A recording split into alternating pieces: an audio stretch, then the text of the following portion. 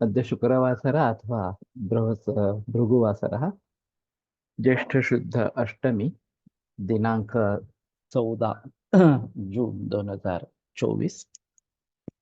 भावप्रकाश निघंटु बिल्व कपित्थ। शङ्खं चक्रं जलौकान् दधतमृतघटं चारुदोर्भिश्चतुर्भिः सूक्ष्मस्वच्छातिहृद्यांशिकपरिविलसन् मौलिमम्भोजुनेत्रं कालाम्भोदोज्ज्वलाङ्गं कटितटविलसच्चारुपीताम्बराढ्यं वन्दे धन्वन्तरिं तं निखिलगदवनप्रौढदावाग्निलीलम् प्रौढदावाग्निलीलम् ब्रह्मणो हि समारब्धामाश्रेयाद्येषु पूजिताम् अस्मदाचार्यपर्यन्तां वन्दे गुरुपरम्पराम् आयुर्वेदरतं वन्दे माधवाख्यं महागुरुम् आयुर्वेदामृतं सर्वं शिष्येभ्यो यः प्रदत्तवान् द्रष्टा ज्ञानी दृष्टकर्मा कृतकर्मा तथैव च अध्यापकोऽभिषक्श्रेष्ठो महान् संशोधकस्तथा गुणैरेतैः समुदितैः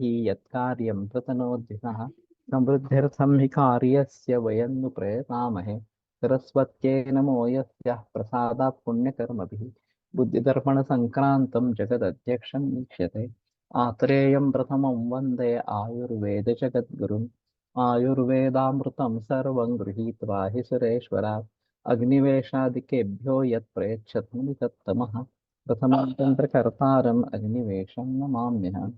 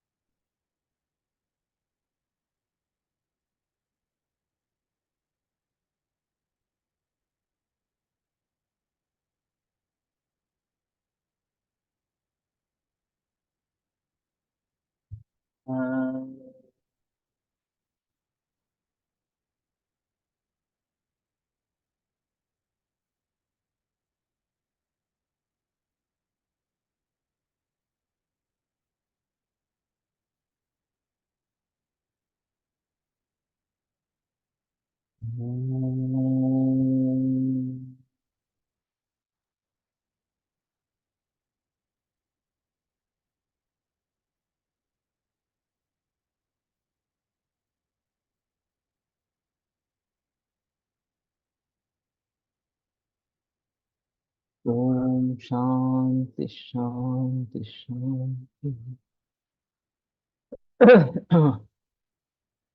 कपित्थस्तु दधिप्तस्य तथा पुष्पफलस्मृतः कपित्थो दधिफलस्तथा दन्तषष्ठोऽपि च दधिफल कपित्थमामं संग्राहे कषायं लघुलेखनं पक्वं गुरुतृषा हिक्का शमनं वातपित्तजे त्यादम्लं तोरम कंठ शोधनं ग्राहि दुर्जरम।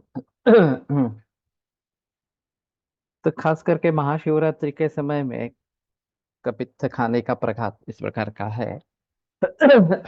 और वैसे आम कपित्थ अच्छा नहीं माना जाता। पक्व कपित्थ ही लेना है और आम बिल्व लेना है, पक्व बिल्व नहीं लेना है। इस प्रकार के इसमें दो भेद है। ये गोवा फड़ की किताब में है क्या, देखो, मुझे नहीं लगता होगा इस प्रकार से। तो तृषाहिक का प्रशमनम वातपित्तजित, तो तृषाहिक का शमन करने वाला वातपित्तजित। अम्लम तुवरम, अम्ल और तुवर दोनों है कंठ शोधनम ग्राही दुर्जरम, तो पचन में जर इस प्रकार का है। तो संग्राही कषाय लघु लेखन ये आम कपित्त के गुणधर्म है, तो उसका भी प्रयोग होता था ऐसा लगता है। 25, अरे वाह।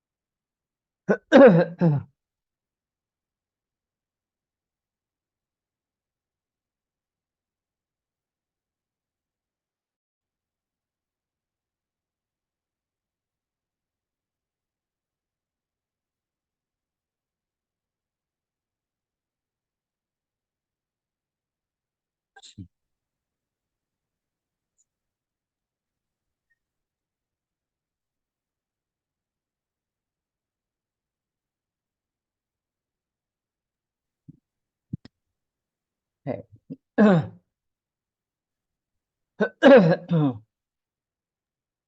कपित्ताष्टकम् अतिसारे गृहण्यांच कपित्थपत्र स्वरसा प्रलेपनार्थम। कपित्थम आमम कंठग्नम दोषलम दोषघाति तु पक्वम। तो आम जो है वो दोषल है और कंठग्न है, और पक्व जो है हिदमा ममोथुजित सर्वग्राही विषापहम, विषापह भी है। ये वाग्भट से लिया है। आमम कपित्तं कषायाम्लं दोषत्रयकरञ्च कषायत्वात् वातं वर्धयति अम्लत्वात् पित्तकफो। तत्तु कषायत्वात् कंठस्रोतो विबन्धको पक्वं तु मधुरं कषायाम्लं च अम्लत्वात् अरुचिं हन्ति तथा छर्दिं हिद्माञ्च शमयति। कपित्थं कषायत्वात् स्तम्भयति तस्मात् पक्वात् सारे ग्रहण्याञ्च तस्य कल्कः प्रशस्तः। प्रमेय कपित्थं प्रमेहे हितं पक्वकपित्तस्य मधुररसः मधुवत् कषायरस संसर्गात् प्रमेहे प्रशस्तो भवति। कपित्तादिभिः कृताः रागषाढवा तस्य तस्मै हिताः।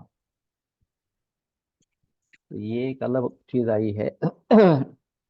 वैसे कपित्थ का सीजन पर्टिकुलर है, सभी सीजन में कपित्थ मिलता है ऐसा तो मालूम नहीं है।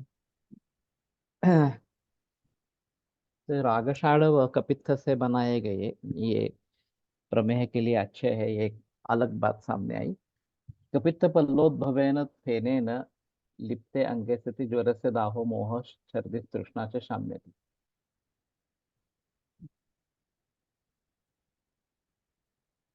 कपित्थस्य फलस्य सांद्रो रसः मधु संयुतः कर्णस्रावे प्रशस्तः। ये शायद कान में डालने के लिए है।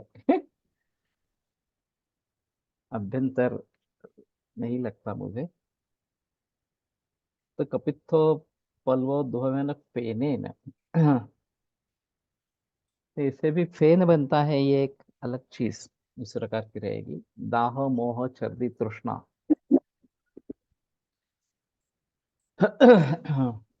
काफी अलग है इस प्रकार के। कपित्थ मतलब पीपल है क्या? कवट, कवट मराठी में कवट बोलते हैं। तो ऐसे बड़े बड़े फल रहते हैं, थोड़ा सा ग्रे कलर का होता है, वाइटिश ग्रे इस प्रकार से। और अंदर बीज होते हैं और गर होता है उसका, और फिर ये चटनी वगैरह इस प्रकार की बनाते हैं इससे। या कपित्ताष्टक चूर्ण जो है वो भी शायद हमें देखना पड़ेगा, एक रुचि बढ़ाने के लिए इस प्रकार से।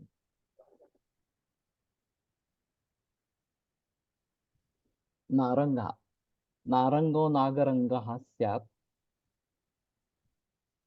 वसुगंधो त्वक् सुगंधो मुखप्रियः। नारंगो मधुराम्ल स्यात् रोचनो वातनाशनः अपरम त्वम्लपथ्योष्णं दुर्जरं वातरुत्सरम। हम्म। जबरदस्ती सर स्पर्श मोटिलिटी बढ़ाने के लिए, स्पर मोटिलिटी बढ़ाने के लिए कपित्ता का प्रयोग करते हैं। ये अलग है थोड़ा सा। स्पर मोटिलिटी, लेकिन इससे तो कुछ कुछ पता नहीं चल रहा। गुण कर्मों के आधार पर। तो ठीक है, ये अलग ही है थोड़ा सा।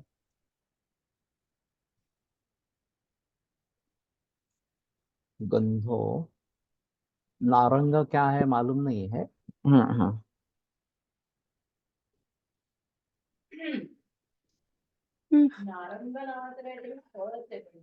थोड़ा सा है ये शायद नारंगी मौसम्बी, ये जो वैरायटीज है उसमें से कुछ होगा शायद। हाँ,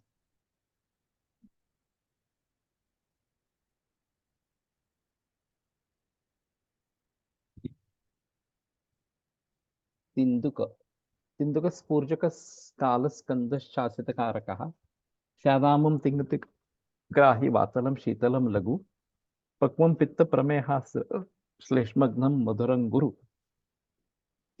मधुर गुरु हर पित्त प्रमेह रक्तपित्त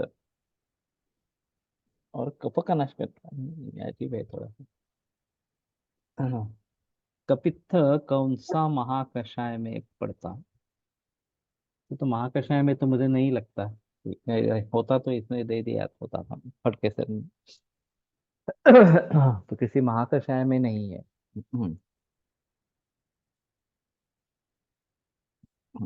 शीतलम लघु तिंदुक भी मालूम नहीं है।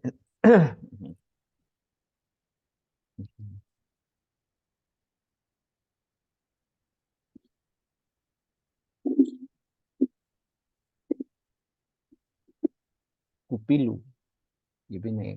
तिंदुको यस्तु कथितो जलदो विकसितः। हेलो। कुपिल कुलक काक तिंदुक काक पीलुक काकेन्दुर विषतिंदुश्च मर्कट मर्कट मर्कट तिंद काकेन्दुर विषतिंदुश्च मर्कट तिंदुक तथा ऐसा कुछ होना चाहिए। दो दो अक्षर कम है। कुपिल शीतल स्तिक्तो वातलो मदकृत लघु पाद व्यथा हरो ग्राही कफपित्तासर नाशनः। ये मालूम नहीं है। कुपिलु डॉक्टर पवन नाइकॉन।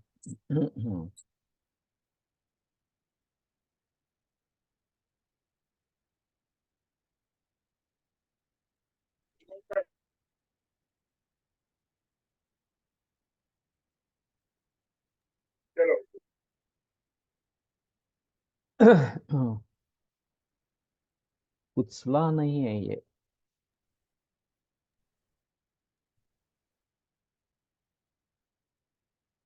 उसको विषतिंदुक संज्ञा है और एक केवल तिंदुक है। काकेंदुर विषतिंदुश्च मर्कट तथा मर्कट का तिंदुक। हाँ। पादव व्यथा हरो ये अलग आया है। किसी को इसके बारे में अगर जानकारी है कुपिलु काय है क्या है? और गोवा फड़के की किताब में है क्या देखो, लेकिन मुझे नहीं लगता है इस प्रकार से। राजजंबू फलेन्द्रा कथिता नंदी राजजंबुर महाफला तथा सुरभिपत्रा च महाजाम्बूरपि स्मृता राजजंबुफलम स्वादु विष्टम्बि गुरु रोचनम। तो मधुर विष्टम्बि गुरु और रोचन है। और इसका धतूरा भी नहीं है। कुपिलो अलग ही वनस्पति। सर कधी हेच आहे कुठला ते ना समझ गया।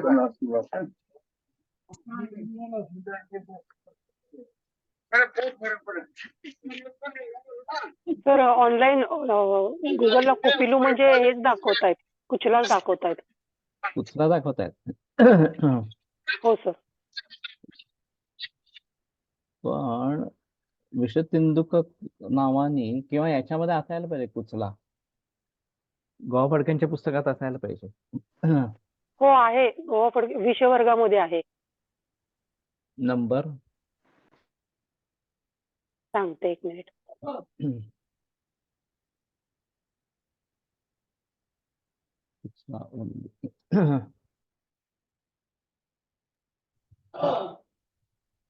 यूपी में देखते हैं छोटे छोटे संतरे की तरह पेड़ छोटा सा होता है, शायद वही होंगे, बहुत खट्टे होते लगते हैं। नारंगी इस प्रकार से। तो गोवा फड़के की किताब में झांकर देखते हैं, ये लेकिन काफी नीचे होगा। नारंगी कहते हैं अचार बनती। ओके।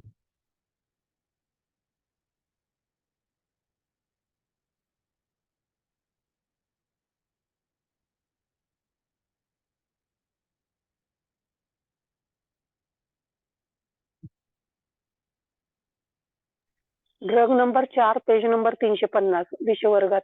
पण ते विषतिंदुक आहे हाँ, ते आणि कुचिला विषतिंदुकच असणार. कुपिलू हे त्याचे भाषा पर्याय आहेत. पर्याय आहेत. Drug number 4 page number 350. शुद्धि पत्र आ गया।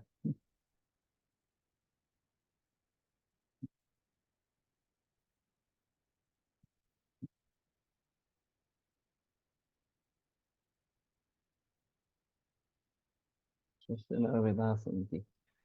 हाँ, हाँ, हाँ, हाँ।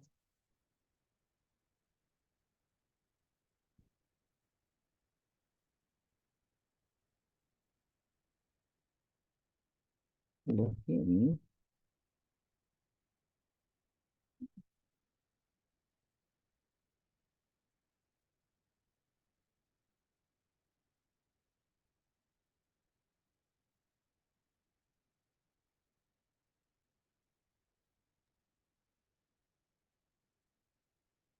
विषतेन्दुकः। ऊपर मैंने ये लिखा था, विषमुष्टि कारस्करः विदार वृक्ष कुंच वृक्ष आक्षेपक वृक्ष मूषक विशेष। यहाँ कुपिलु है नहीं, हिंदी भाषा में कुपिल्लू ये पर्याय है। कोंकण है।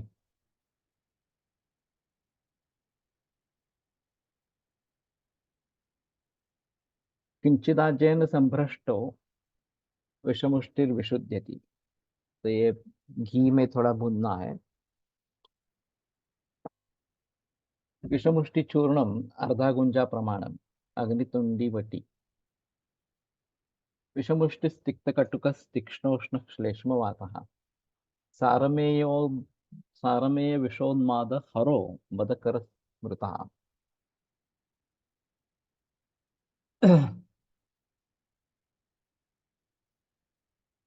तो अभी ये मालूम नहीं, कुपिल्लू नाम से ये बता रहे हैं, ये हिंदी में पर्याय है।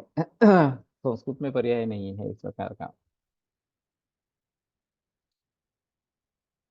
तो तिक्त कटुकः तीक्ष्णोष्ण श्लेष्म वातः सारमेय विष, एक कुत्ते का विष जो है, डॉग बाइट विष, या ये देखना चाहिए। उन्मादहर भी रहे, उन्मदकर भी है। तिक्तत्वात् कफम नाशयते उष्णत्वात् वातं शमयते विशतं दुःखात् तिक्तत्वा उष्णवीर्यात् चापि अग्निं वर्धयेत् आमं पाचयते आनाम् अधर्माणाम् अजीर्णं शूलं विसूचिं गृह्णीं चान्ति। विषमज्वर विशतं दुःखः प्रशस्ता विशेषेण वातकफ प्रधानं विषमज्वरं स विनाशयेत्। अग्नितुण्डी रसः प्रख्यातः, मयापि तस्य उपयोगः क्रियते। और दूसरे एक आम पाचकवटी है आयुर्वेद रसशाला की, इसमें विषतिंदुक है। विषतिंदुका वातविकारे प्रशस्ता अर्धम पक्षाघातम उरुस्तंभम गृध्रसिम अन्यांच वातरोगान् हन्ति। आमवाते विषतिंदुका विशेषेण उपयुक्तो भवति। स आमं पचते तथा च वातं शमयति। विषतिंदुका वातचकासं तम्बकश्वासं च हन्ति। अत्यल्पमात्रेण उपयुक्तः भवति, अतिमात्रेण तु आक्षेपान् कम्पान् जनयति। शूलं दौर्बल्यं स्वेदं च उत्पादयति, आक्षेपकेण मरणं नयति। धनुर्वातवत् सर्वलक्षणानि विषयतुण्डकस्य भवन्ति, किन्तु तानि लक्षणानि आशु आगच्छन्ति व्रणस्य अभिघातस्य वा पूर्वलक्षणाद् विना तानि उद्भवन्ति।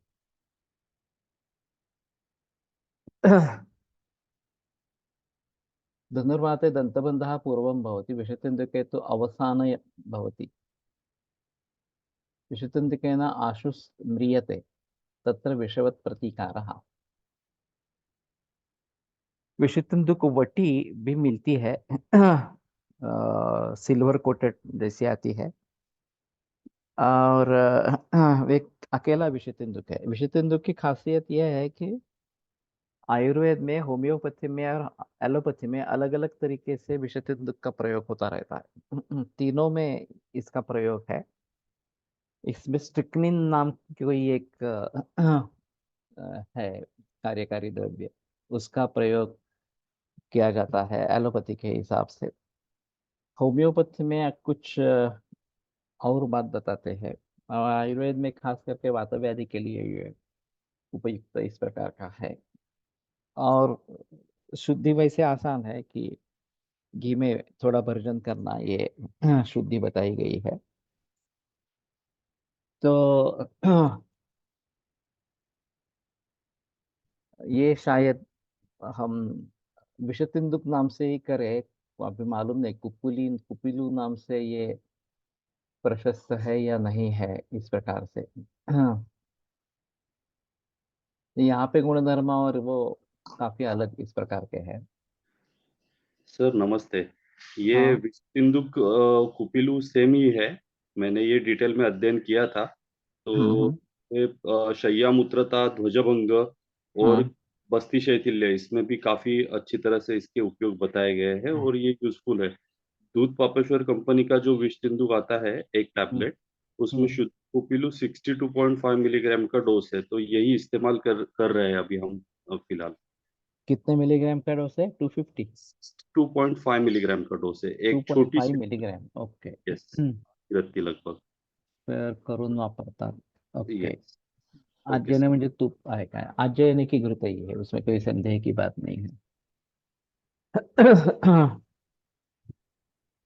तो आम और वात इन दोनों के हिसाब से ये अच्छा है, और उस दृष्टि से अग्नितुंडी वटी का प्रयोग करना एक बेहतर ऑप्शन इस प्रकार का है। तो ये साक्षात आमवात में मैंने प्रयोग नहीं किया इसका, वहाँ सुवर्ण भूपति का ही ज्यादा प्रयोग करता हूँ। लेकिन ये है अजमोदादि चूर्ण एक है, वो उसका प्रयोग करता रहता हूँ। अग्नितुंडी प्रयोग करके देखनी चाहिए इसमें।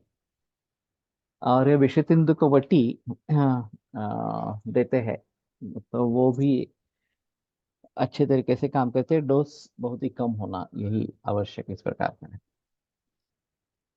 तो राजरंबू फल ये बड़ा जामुन इस प्रकार का होगा। विषतुंदु वटी के बारे में सर बोले जो मैसेज में भेजे।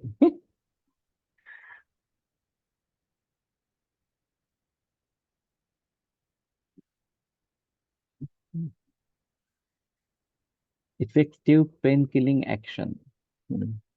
यहाँ पाद यथाहर, ये जो एक बात कही गई है उसके बारे में थोड़ा सा सोचना पड़ेगा। तो ये पाद व्यथाहर किस तरीके से काम करता है, तो ये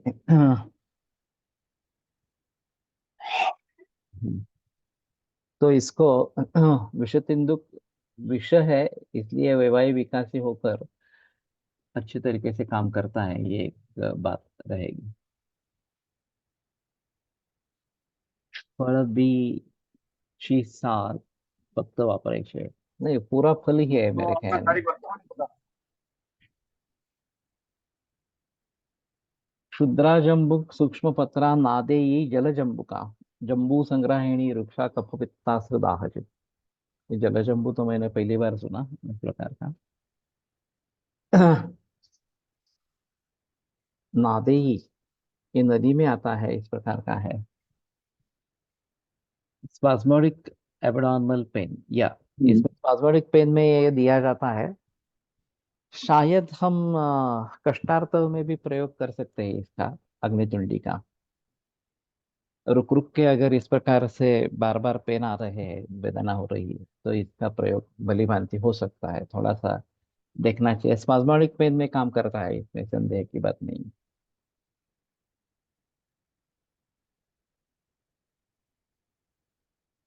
बदरी, yes, used in bladder control, especially in adults, good results. Shvitra also, okay, वैद्य खड़ी वाले। तो वात के हिसाब से काम करता है ये, थोड़ा इसमें आवश्यक रहेगा। पुंसे स्त्रियांच कर्कंधु बदरी कोलम इत्यपि, फेनिलं कोलम घोंटा सौवीरम बदरम महत्, अजप्रिया कुहा कौली विषमो भय कंटका, पच्यमानं सुमधुरम सौवीरम बदरम महत्।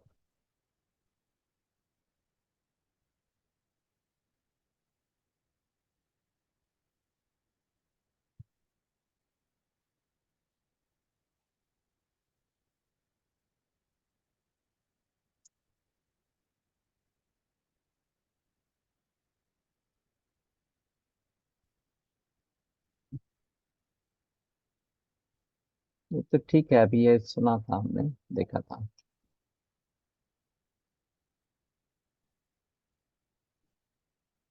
कारस्कर कषाय धारा इन वात रक्त पित्त पेंदली। ये बात हो सकती है। कषाय की धारा करने में तो कोई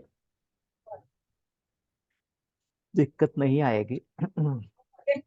शायद इसी तरीके से जैसे कांजी धारा करते हैं आमवात में, इसके वात की भी धारा हो सकती है कपिलों की।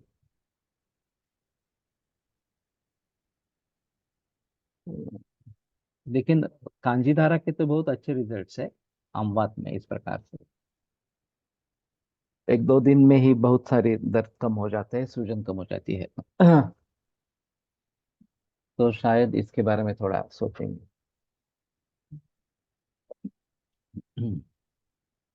बहुतेक सर ते फळांचे बीची फक्त साल वापरायची असं लिहिले, अखंड बी नाहीये ना कपिलू?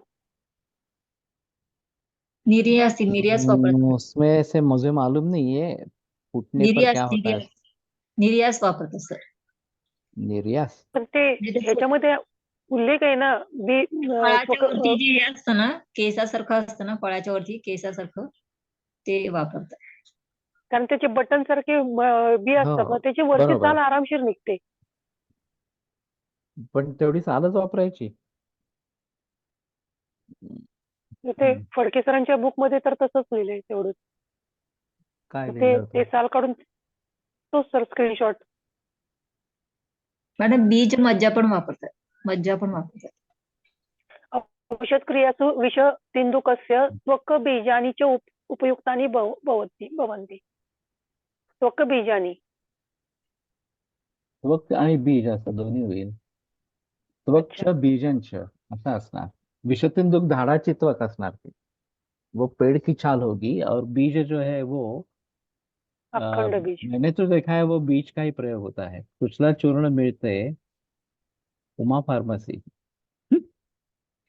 अलग अलग है।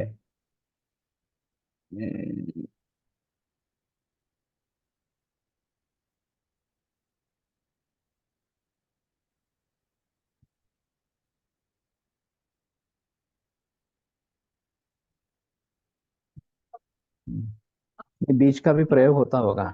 छाल जो है वो पेड़ की छाल होगी, इसकी छाल नहीं होगी।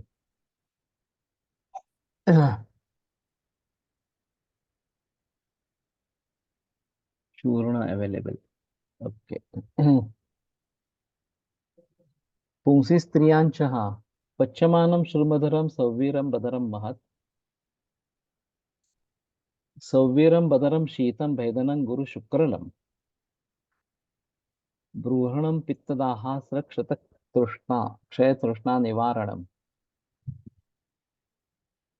अभी बदर में काफी हाइब्रिडाइज वैरायटी आ गई है। ओरिजिनल वैरायटीज कौन सी है थोड़ा सा देखना पड़ेगा। और एक कंटकी वृक्ष है, और इसमें ये फेनिल भी है, फेनिलम कोवलम घोंटा सौवीरम बदरम महत। अभी मुझे ऐसा लगता है कि पर्यावरण की रक्षा के लिए फेनिल, जैसे अरिष्ट का ये फेमस है फेनिल में, रिठा, तो उसके ज्यादा पौधे लगाने हैं। लेकिन जिसमें इस प्रकार का फेनिलत्व होता है वो सभी डिटर्जेंट के रूप में प्रयोग में लाने के लिए अच्छे इस प्रकार के रहेंगे। और ये शुक्रल है, ब्रूहणम बदरम शीतम भेदनम गुरु शुक्रम सौवीरम, इस प्रकार का। अरे बदरम महत, इस प्रकार का बात बात कही गई है।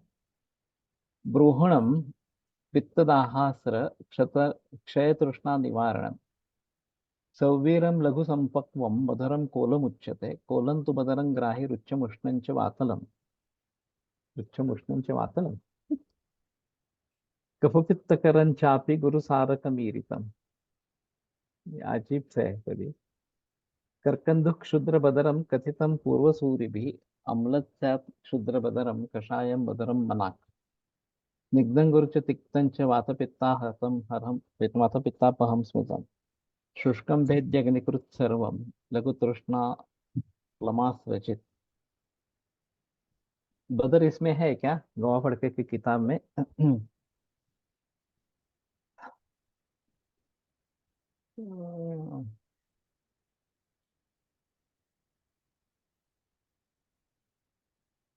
करकंधु करबंद, करमर्द करबंद है, करकंधु नहीं है। पत्रलेप दाह शामक, जिनका जिनका फेन निकता है वो शायद इस प्रकार का दाह शामक है। हम्म। तो करमर्द तो है कोकण में, बदर भी कोकण में है, प्रॉब्लम नहीं है।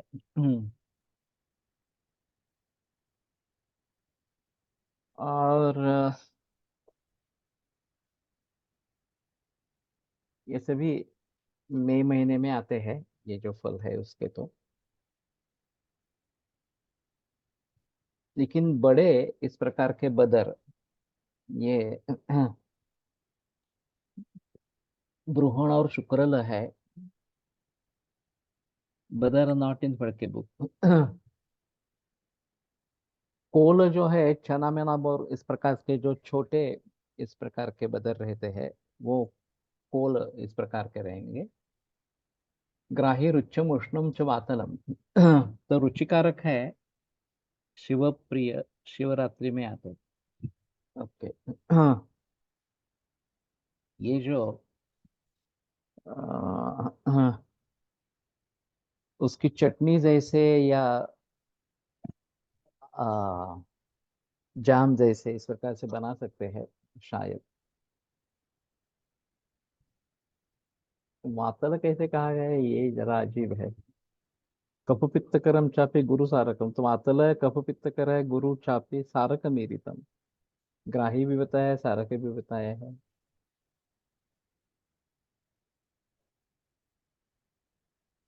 ये शायद कफ पित्तकरम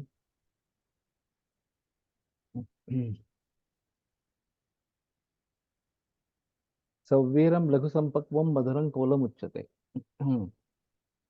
कफ पित्तकरम चापी गुरु सारक मीरितम, करकंदु, ये शायद करकंदु के गुण है। सेम अबाउट कपित्थ। हाँ, कपित्थ के बारे में भी, पक्वा और सारक। तो अभी ये राग शाड़व सट्टक वगैरह जो बातें हैं वो प्रचलन में लानी चाहिए हमें। ये एक अहम मुद्दा इस प्रकार का रहेगा। और नेचुरल जो है, अभी टमाटर, टमाटर सॉस का बहुत प्रचलन बढ़ गया है। टैमेरिंड या इमली का भी सॉस मिलता है, लेकिन बहुत कम मात्रा में प्रयोग में लाया जाता है। वैसे और भी इस प्रकार से बना सकते हैं, ये भी एक सारक अपक्वग्राही या। तो बदर के बारे में थोड़ा सोचना बेहतर रहेगा, मुझे लगता है कि को प्रयोग में कैसे ला सकते हैं, इसमें थोड़ा सा देखना पड़ेगा।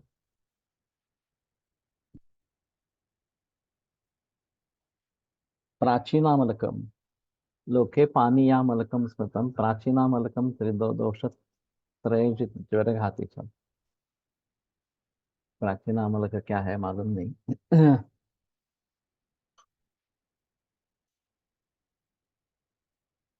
नाम से तो पुराना वाला ऐसा लगता है, लेकिन पानीयामलकम श्रुतम, ये दोषत्रयजित।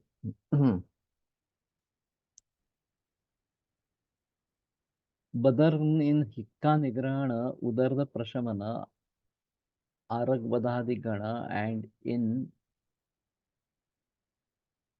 वातशमन गण। ओके। तो काफी रोग गणों में है। हिक्का निग्रहण उदर्द प्रशमन में भी है। तो गोवा पढ़ के किताब में होना चाहिए था। मालूम नहीं।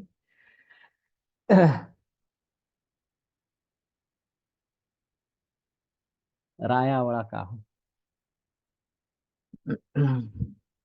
उसमें रस ज्यादा रहता है, लेकिन ये आमलक, तीनों के आमलकों के गुण एक जैसे इस प्रकार का कुछ बताया गया है। तो ये प्राचीनामलक क्या है ये, और एक बार देखना पड़ेगा कैसे है क्या है। नमस्ते। ये इंटरनेट पे जब देखा गया है ना प्राचीन हाँ आमलक, बोले सर। और जैसे इसका पर्याय लिखा भी है पानी आमलकम, तो ये गोरखपुर का पनियाला नाम से फेमस है, ये जामुन की तरह दिखता है।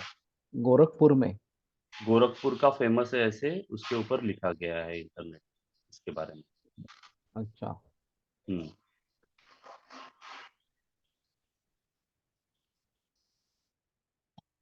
जीएसवीसी तो में मैं ठीक है, ठीक है। हाँ, लिंक सेंड करूंगा, इसका देख लेंगे। अगर हो सके तो फोटो पेश करो। बोरकुट चूर्ण क्षेत्र का मिलता है, या व्यंजनों में इसका प्रयोग होता है बोरकुट का। तो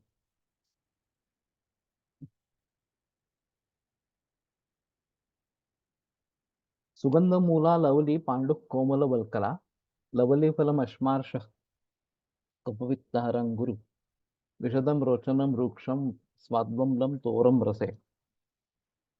सुगंध मूला।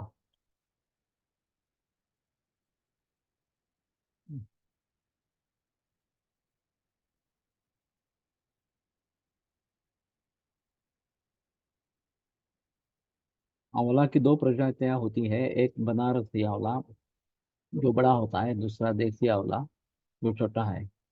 यह क्या तीसरी प्रजाति है? ये बनारसी आंवला हाइब्रिडाइज्ड है। बाद में प्रचलन में आया, इस प्रकार का है।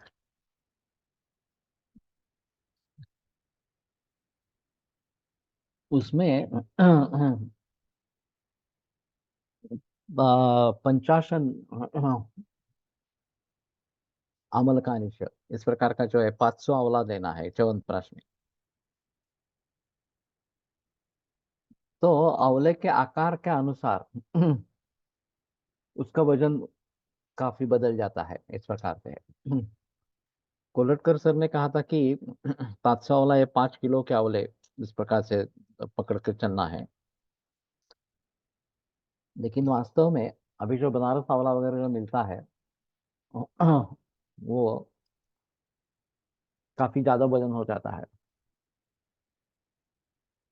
और बनारस आंवले में पानी बहुत ज्यादा रहता है, रस जो है वो। तो ज्यादातर लोग जो मावा बन जाता है उसको कपड़े में बांधकर उसको लटका देते हैं। उसमें से जो पानी निकलता है वो पानी चाशनी बनाने में देते हैं। जो काढ़ा बनाना है उसका, और उसकी चाशनी शक्कर शर्करा डालकर चाशनी बनानी है। तो फिर भुनना थोड़ा कम होता है। इस प्रकार से करके रखेंगे तो पानी अलग निकल जाएगा, और जो अवला भुनना है उसमें कम समय लगता है, और तकलीफ भी कम होती है। अगर जो डोंगरी आंवला कहते हैं, जो छोटा होता है, उसका प्रयोग करते तो उसमें बिल्कुल रस कम होता है, कषाय रस ज्यादा होता है। और उसको भुनेंगे तो बहुत जल्दी मावा तैयार हो जाता है, क्योंकि पानी का अंश काफी कम है, इस प्रकार से। अभी इसके अतिरिक्त कुछ आंवले की वैरायटी आती है, नहीं आती है, थोड़ा देखना पड़ेगा। तो ये राया वाला का पेड़ हमारे घर पे भी है, घर में है। छोटे छोटे आंवले होते हैं, उसका अचार बनाते हैं। बाकी प्रचलन में नहीं है।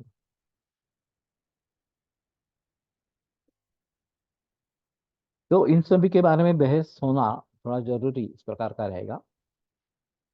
और सेंद्रिय या नैसर्गिक आंवला मिलना एक मुश्किल मामला है। हम च्यवनप्राश बनाते हैं तो निर्धार पूर्वक इसी प्रकार का सेंद्रिय या नैसर्गिक आंवला लेते हैं। बाजार में, मार्केट में बड़े पैमाने पर उपलब्ध होता है, और उसका दाम बहुत ही कम ज्यादा होता है। अभी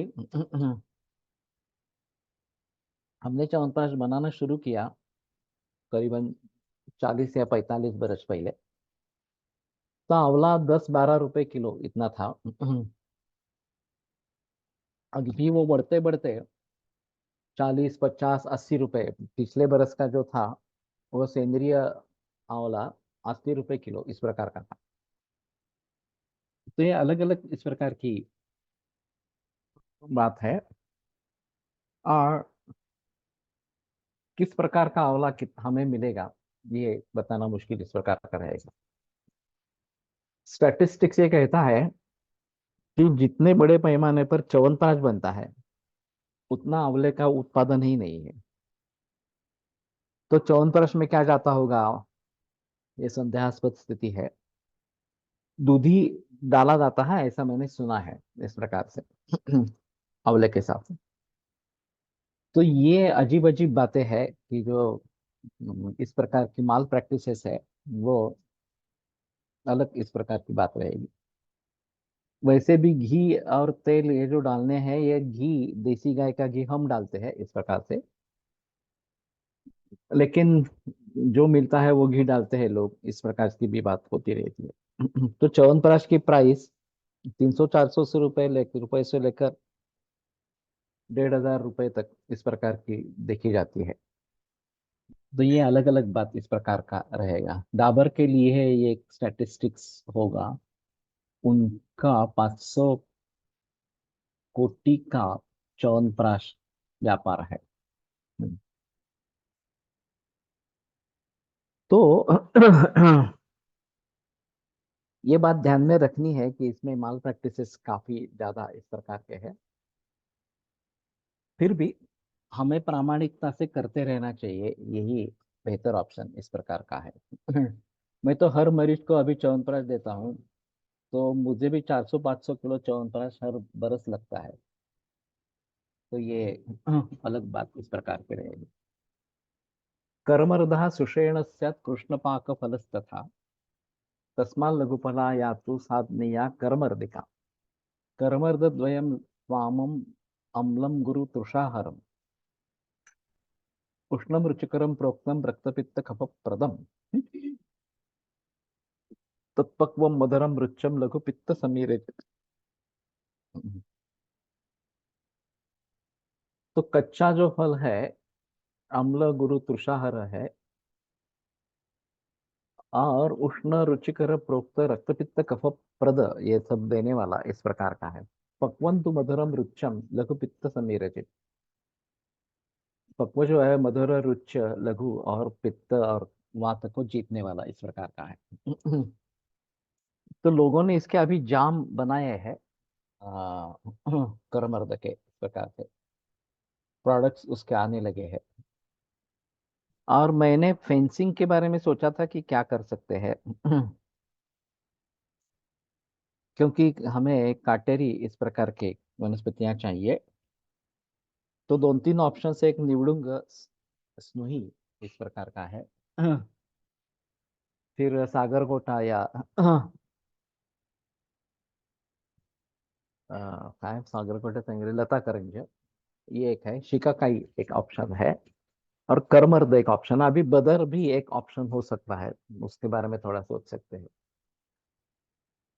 तो इनको मिक्स क्रॉपिंग अगर करेंगे तो एक दूसरे में घुसकर या अच्छा कंपाउंड बनाएंगे, क्योंकि काजू की खेती में काजू चोरी ज्यादा होता है। हर मरीज के लिए च्यवनप्राश देते हैं, लेकिन रसायन के प्रयोग शोधन के बाद बताए हैं, तो इस पर क्या विचार है? कुटी प्रावेशिक रसायन के लिए तो शोधन के बिना देना नहीं है, इसमें संदेह की बात नहीं है। वातातपिकर जो रसायन है उसमें इस प्रकार से दे सकते हैं, शोधन करके दे देंगे तो ज्यादा अच्छा है। लेकिन कैंसर के मरीज इस अवस्था में आता है कि शोधन की कोई गुंजाइश नहीं रही, ज्यादा से ज्यादा जलों का अवचरण और कुछ हद तक बस्ती, लेकिन वो भी अनुवासन बस्ती, निरोह भी ज्यादा दे नहीं सकते, तो कोई गुंजाइश नहीं रही है। फिर वातातपिक स्तर पर इस प्रकार से रसायन दे सकते हैं, उसमें कोई प्रॉब्लम की बात नहीं है। उसके रिजल्ट्स पंचकर्म करके शोधन करेंगे तो जो अच्छा अच्छा रिजल्ट मिलेगा। पंचकर्म के बिना करेंगे तो थोड़ा रिजल्ट कम होगा, इसमें कई संदेह की बात। कई वैद्यों का कहना है कि शोधन बिना रसायन लेना ही नहीं है, ऐसा तो नहीं हो सकता। शोधन करके करेंगे तो अच्छे रिजल्ट्स मिलेंगे, इसमें संदेह की बात नहीं है। दूसरी उसमें जो बात है, जो आचार रसायन की बात कही गई है, सत्यवादी नमक अकरोदन लिप्तम मध्यम इथनात वगैरह वगैरह, तो गुणैरेतैः प्रयुक्तैः रसायन गुणान सर्वान् स यथोक्तान् समश्नुते।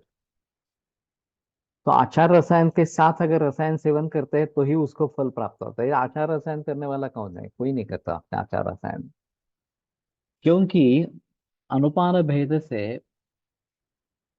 च्यवनप्राश अच्छा काम करता।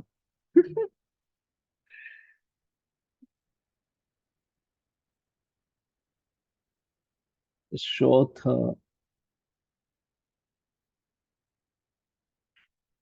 वातात्पिक। अनुपान भेद से तो मैंने सुना नहीं है च्यवनप्राश के बारे में कि अनुपान भेद से वो अलग अलग काम करता है। स्वस्थ व्यक्ति को च्यवनप्राश बिना शोधन के लेना चाहिए या नहीं, यदि उसको शोधन की आवश्यकता न हो तो। वैसे मैंने कहा कि इसमें कोई आपत्ति नहीं है, उसके रिजल्ट्स कम रहेंगे बिना शोधन से, लेकिन बिना शोधन दे ही नहीं सकते हैं ये बात नहीं है। नहीं तो वातात्पिक की बात की ही नहीं होती इस प्रकार की।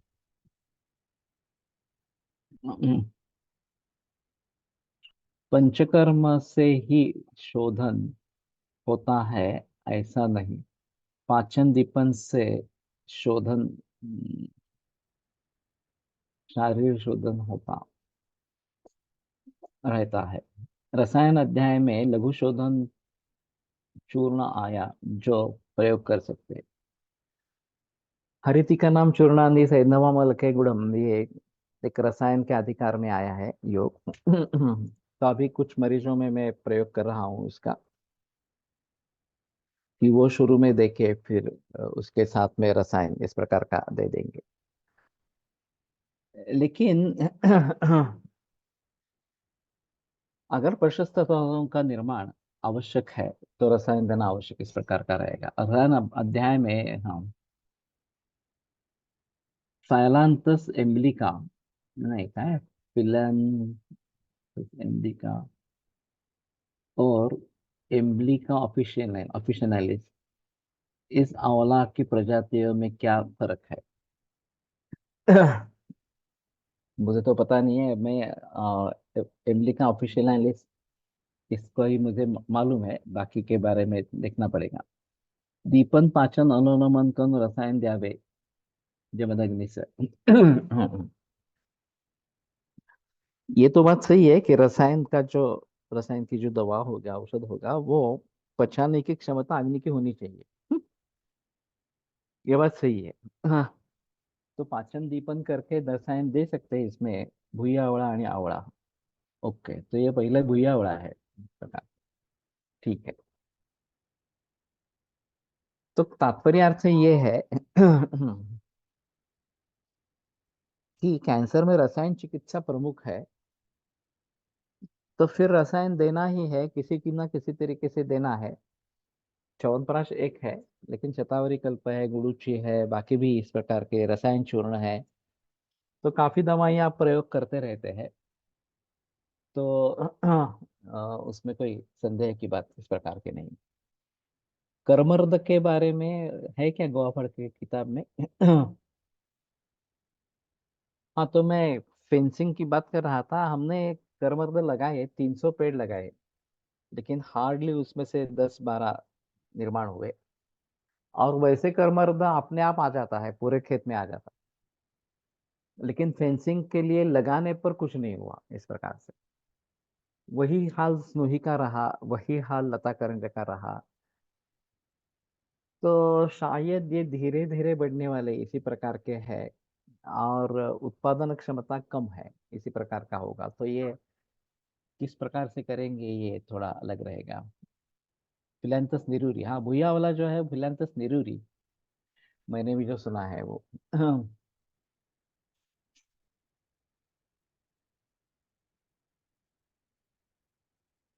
बाबड़ी येतात ना, ये भी सोच सकते हैं बबुल इस प्रकार से फेंसिंग के लिए।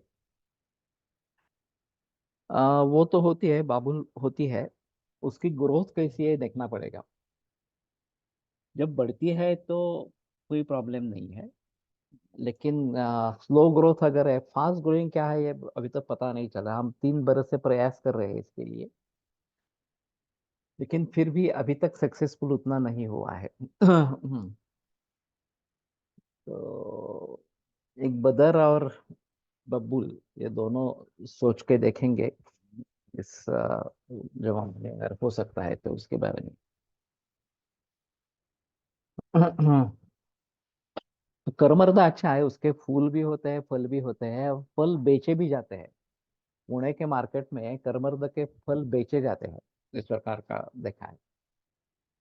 अभी तो हमने इस प्रकार का कुछ नियम नहीं किया है। बाबळी वाढल्यावर खालून सहज येत खालून सहज ये जा होते। बब्बुल बाबळी एकच ना? नहीं नहीं, बब्बुल और बाबळी हाँ, बदर और ये बबुल और बबली एक ही है, दाबड़ी एक है। तो उसमें से अगर आ जा सकते हैं तो कोई मतलब नहीं है करने में इस प्रकार से। नींबू का शतावरी है पण काटेरी। हाँ, लेकिन शतावरी मालूम नहीं, ये 1 वर्ष ही उसकी लाइफ रहती है, ज्यादा टिकने वाली नहीं है। तो उसका मतलब नहीं रहेगा। नींबू के बारे में सोच सकते हैं, लेकिन एक फल अगर मिले उस तरीके से, उसकी भी ग्रोथ स्लो है। हमने नींबू लगाए है काफी, और पानी उसको ज्यादा चाहिए नींबू को, ये कम पानी में नहीं होता है। तो ये भी एक अलग बात इस प्रकार की रहेगी। आसान सबसे निवडून गई है पलाश पुष्प। पलाश पुष्प मालूम नहीं। च्यवनप्राश जैसे रसायन किस समय 5 वर्षापासून आहे, या तो बार बार आती रहेगी। केक और पेस्ट्री में स्वीट कमर्द यूज होता है फॉर डेकोरेशन। ये तो और है।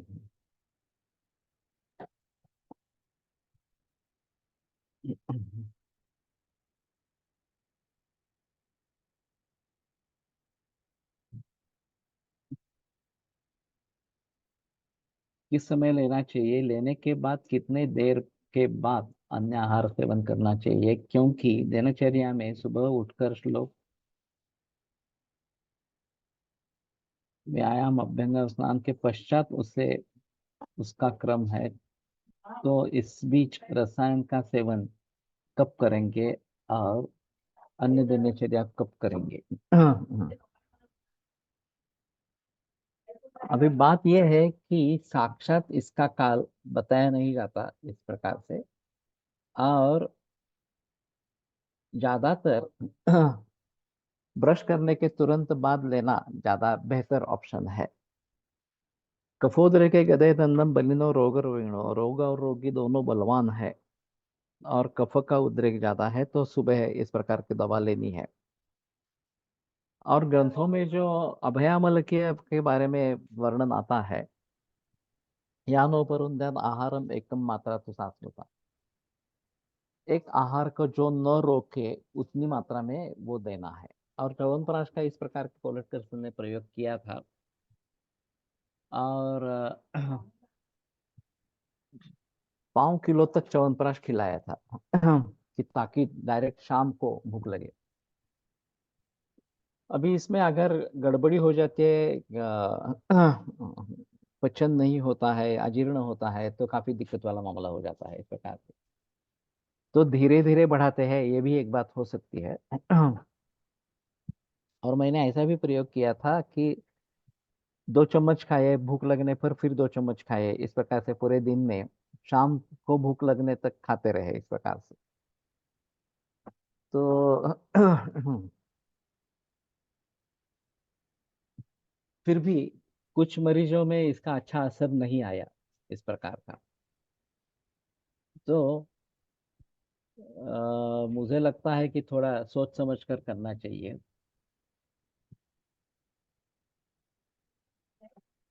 माझ्याकडे शतावरी बऱ्याच वर्षापासून आहे, लेकिन ये हर बरस निर्माण होती होगी। रसायन चिकित्सा में यव प्रधान चूर्ण आया है। रसायन सेवन से पहले, उससे भी पूर्व शोधन हो जाता है। ये कहाँ पे रेफरेंस है? यव का सेवन करना है इसके साथ।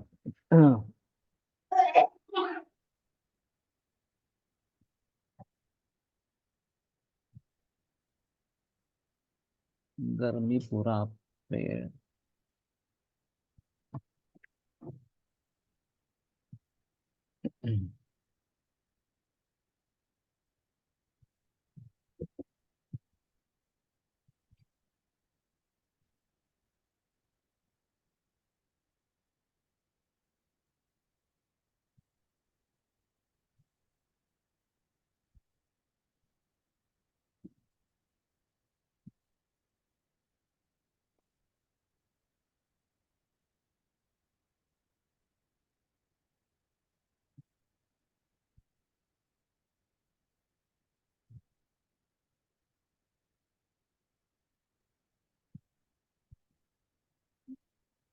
फेंसिंग के लक्षुप जातीचे हवे, वृक्ष जातीचे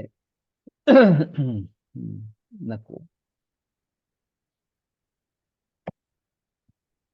काही जणांना च्यवनप्राशने आम्लोदगार येतात। ये उसका पचन नहीं हो रहा है। अजीर्ण की तरफ जा रहे हैं।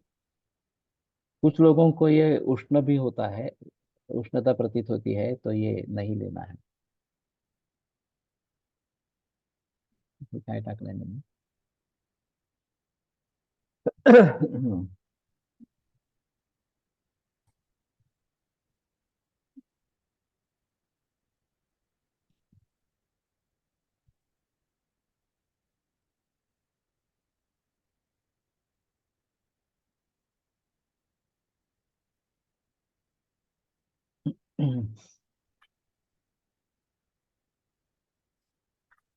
ये च्यवन ऋषि ने नहीं किया था, च्यवन ऋषि को दिया गया था इस प्रकार का।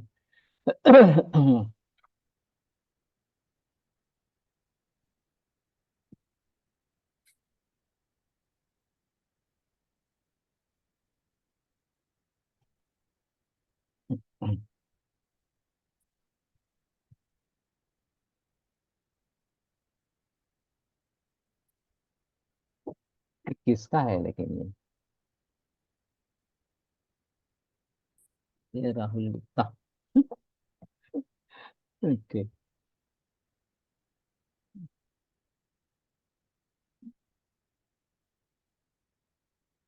आपकी भाषा अलग हो सकती है, लेकिन हिंदी नाम पलाश है, जिसे देश भी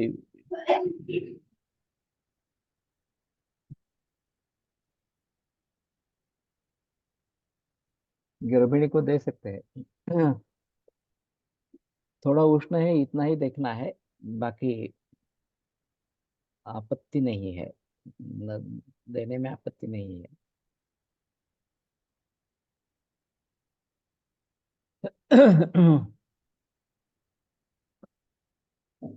तो कर्मर्द इसमें है क्या भाव पर? गवाह पढ़ के किताब में किसी को पता है? गर्म दूध के साथ लेना विरुद्ध है। च्यवनप्राश पाचन होने के बाद दूध लेना है, ये तो सही है, लेकिन दूध में मिला के भी लोग लेते हैं, ये भी अलग अलग बात है। तो मैं बताता हूँ कि घी के साथ लेना, हम तो रक्त कल्याण के घृत के साथ लेने के लिए कहते हैं, और फिर बाद में दूध लेने के लिए कहते हैं।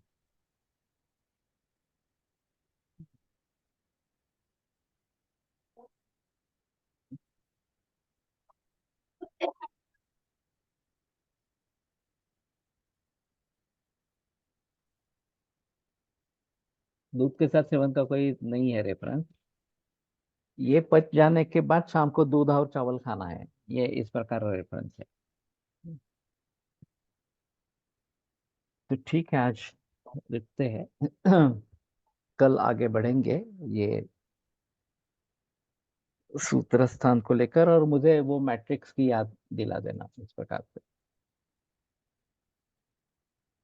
आयुर्वेद प्रकांड निगदित इह हि शल्यतंत्र प्रधानः शिष्येभ्यः शाश्वतोऽयं निखिल जन कृपा व्याप्त चित्तेन येन आयुर्वेदस्य वाञ्छन् पुनरपि भुवने ताञ्च सुष्ठु प्रतिष्ठां श्रेष्ठं धन्वन्तरिं तं प्रणमति च सदा वैद्यवर्गो हि नूनम् वैद्यवर्गो हि नूनम्।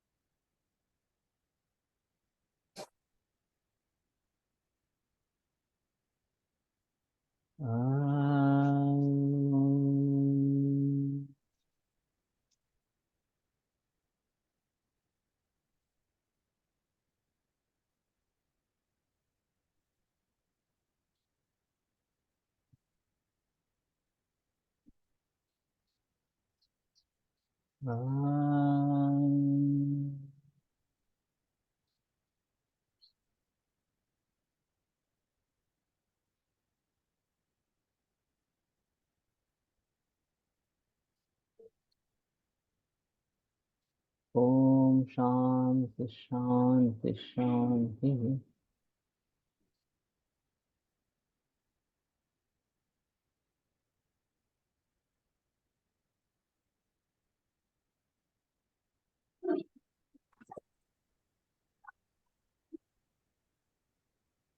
काफी मामला मुश्किल हो रहा है।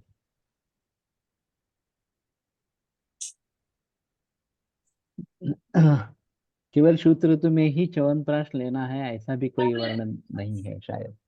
ऐसा तो नहीं है वर्णन। तो कहने का तात्पर्य अर्थ ये है कि मूल ग्रंथों के आधार पर कोशिश करते रहो, ये बेटर ऑप्शन।